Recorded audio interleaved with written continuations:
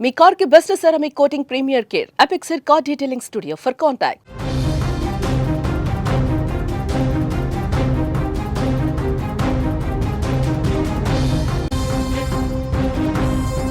ఎక్కడైనా భారీ వేదికలపై పెళ్లి జరగటం తెలుసు, లేదా గుడిలో పెళ్లిళ్ళు జరగటం కూడా తెలిసిందే.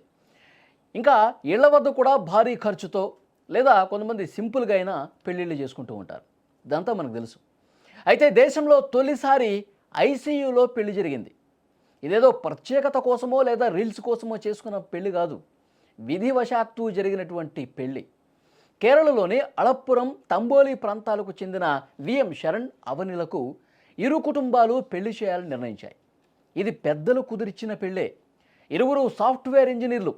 దీంతో అంగరంగ వైభవంగా 5 స్టార్ వేడుకలతో వివాహాన్ని జరిపించాలని ఇరు కుటుంబాలు కూడా భావించాయి. దీనికి సంబంధించిన ఏర్పాట్లు కూడా పూర్తి చేశాయి.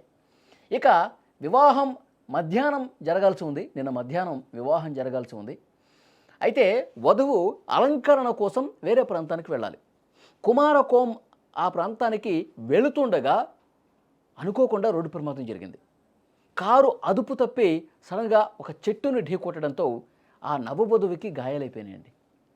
దీంతో ఈ ప్రమాదాన్ని అటుగా ఉన్నవాళ్ళు, స్థానికులు గమనించి వెంటనే ఆమెను ఆసుపత్రికి తీసుకెళ్లారు. విషయం తెలిసింది కుటుంబాలకు. ఇట్లా అలంకరణ కోసం, మేకప్ కోసం వెళ్తూ ఉంటే ఈ విధంగా యాక్సిడెంట్ అయింది. ఒక్కసారిగా కారు అదుపు తప్పి పక్కన ఉన్నటువంటి చెట్లలోకి దూసుకెళ్ళింది. ఒక చెట్టు కూడా గుద్దుకొని ఆగిపోయింది. ఆమెకి గాయాలయ్యాయని చెప్పి ఇన్ఫర్మేషన్ 2 కుటుంబాలకి, ఆమె దగ్గర ఫోన్ ఉంటుంది కదా, వెంటనే ఇటు వాళ్ళకి అటు వాళ్ళకి ఫోన్ చేసి చెప్పారు. చెప్పిన తర్వాత వెంటనే వాళ్ళు షాక్ అయిపోయి అసలు ఎలా జరిగింది ప్రమాదం, ఏ హాస్పిటల్లో ఉన్నారు, ఎవరు తీసుకెళ్లారు, ఏంటి అన్ని డీటెయిల్స్ తెలుసుకుని వెంటనే ఆసుపత్రికి వెళ్ళారండి. కుటుంబ సభ్యులు ఆసుపత్రికి చేరుకుని కన్నీళ్లు పెట్టుకున్నారు. మరి కొద్దిసేపట్లో ఆమె మేకప్ అదంతా పూర్తి చేసుకుని పెళ్లి మండపానికి వచ్చి కూర్చుంటే వరుడు తాళి కడతాడు. పెళ్ళి చాలా సంతోషంగా 2 కుటుంబాలు, బంధువులు, ఫ్రెండ్స్ అంగరంగ వైభవంగా కుటుంబ సభ్యుల మధ్య చాలా సంతోషంగా ఉండాల్సినటువంటి రోజు ఈ విధంగా ఆసుపత్రిలో ఐసీయూ బెడ్ మీద ఉందేంటని చెప్పి చాలా బాధపడ్డటువంటి పరిస్థితి ఉంది. 2 కుటుంబాలు కూడా ఆవేదనతో ఉన్నాయి. అయితే అనుకున్న ముహూర్తానికే వివాహం జరిపించాలని నిశ్చయానికి వచ్చారు.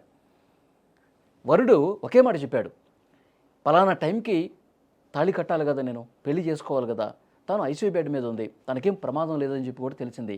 ఆ ఐసీయూ బెడ్ మీదే నేను ఈ టైంకే, అనుకున్న టైంకే నేను పెళ్లి చేసుకుంటాను, నేను ఆమె మెడలో తాళి కడతాను అని చెప్పి అన్నాడు.